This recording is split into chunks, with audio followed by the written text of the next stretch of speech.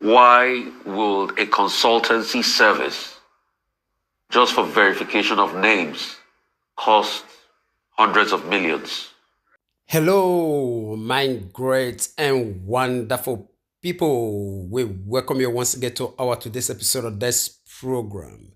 And today we get some videos and messages for our team. We're going to be saying one quickly the review to you concerning the things going to be saying if they happen right now for inside this country, Nigeria. As you already know, see a lot of fire that they gush out from Asurok and also the DSS office for the issue of Betta Edu when it be the Minister of Humanitarian Affairs and also Poverty Alleviation Management. Now, as you equally they aware say, Betta Tinubu, the president of Nigeria, don't suspend this very woman, and not be only that one, don't give an over to DSS to make sure say they do their work.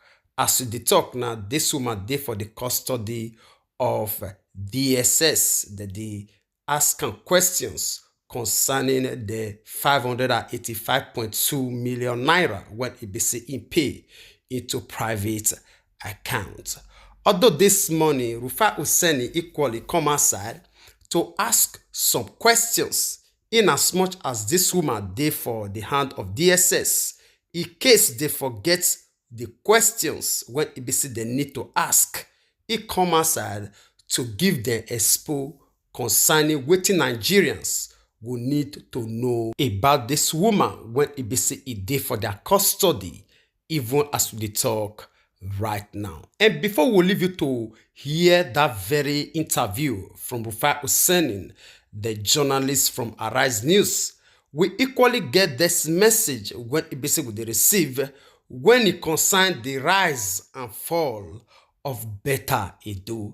And the title of this one talks Betta Edu, one of the youngest ministers for Tinubu cabinet, her own journey to Asurok and how Ibisi she still land herself for inside controversy when Ibisi he make them suspend them for your own DOT. Although we'll take small from the detail of this very message, in as much as you don't already be aware the beginning and the ending of this very woman. So just like a form of introduction to reawaken our mind, may we do small reading so that we will give much chances to listen to Rufai Oseni and every other people when they visit the talk concerning this very issue. And as we put our hand deep for inside this matter, the make us understand say the Humanitarian Affairs and also Poverty Alleviation Minister, when he be say in him na Betta Edu, that the expectancy make it show his own face for the Economic and Financial Crimes Commission when they say they call EFCC office on Monday. And still on top of the matter, the make us understand say President Betta Tinubu suspend this very woman and give her directives to make sure say the chairman of the EFCC when he be say in name now Ola Olukoyode make sure say investigate every crimes when he be say it concern all the financial transaction when it be say it happen for this very ministry and also all the NVAs when it be say the day under run. And as we put our hand deep again, the contour say this woman when it be say in name na Betta Edu, she don't chop 6 months suspension for office as the SACAM and concerning the allegation when it be say the talk say she diverts money when it be say they be supposed to use for social development work. And again the contour say local media the report say for inside one document when it be say the leak it give instruction for the payment for big money to one private account. Since then, this Betta Edu so it dey for Tori for the wrong reason for all around internet.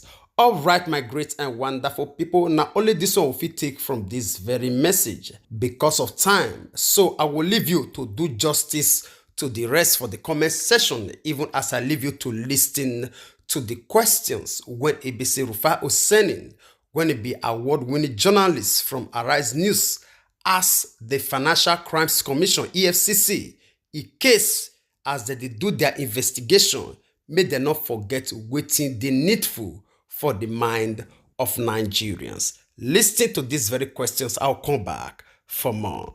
It will be centered around, the way she had run the ministry. Probably they want to see files as regards authorizations for payments she had made in the past, a breakdown of how monies were spent, various intervention programs, the need for those projects, what was the cost analysis of those projects, were the project costs inflated. Also, there should be a forensic audit of various signatures signed from the start of our work to date. Also, there should be a forensic audit of documents.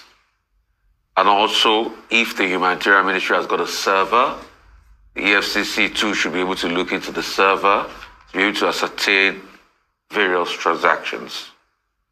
Also, probably the questions they should or they would also ask would be around contracts. Were those contracts, properly, the bidding process properly done? What was the stage of, what was the level of transparency for those bidding projects? Why would a consultancy service, just for verification of names, cost hundreds of millions?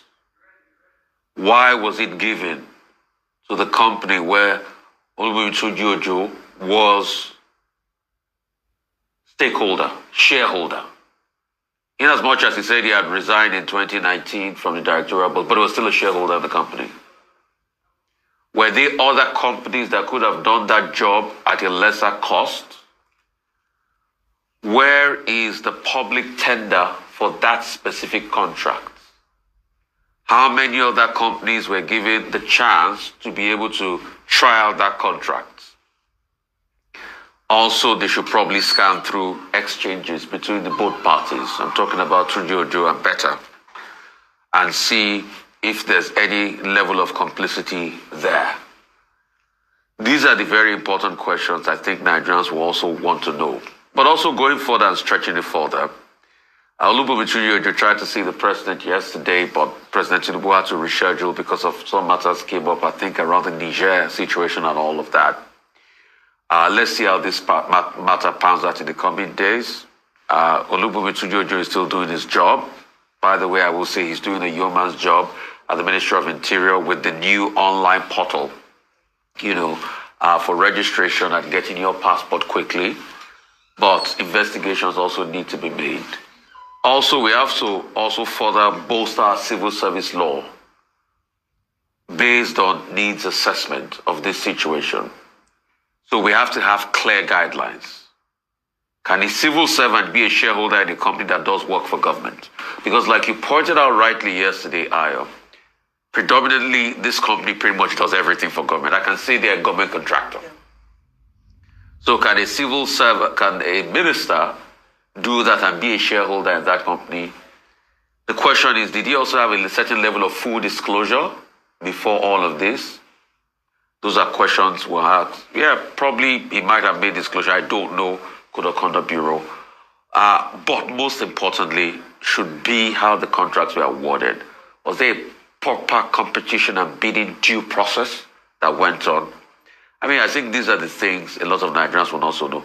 And also, by grand extension, the investigation that Mr.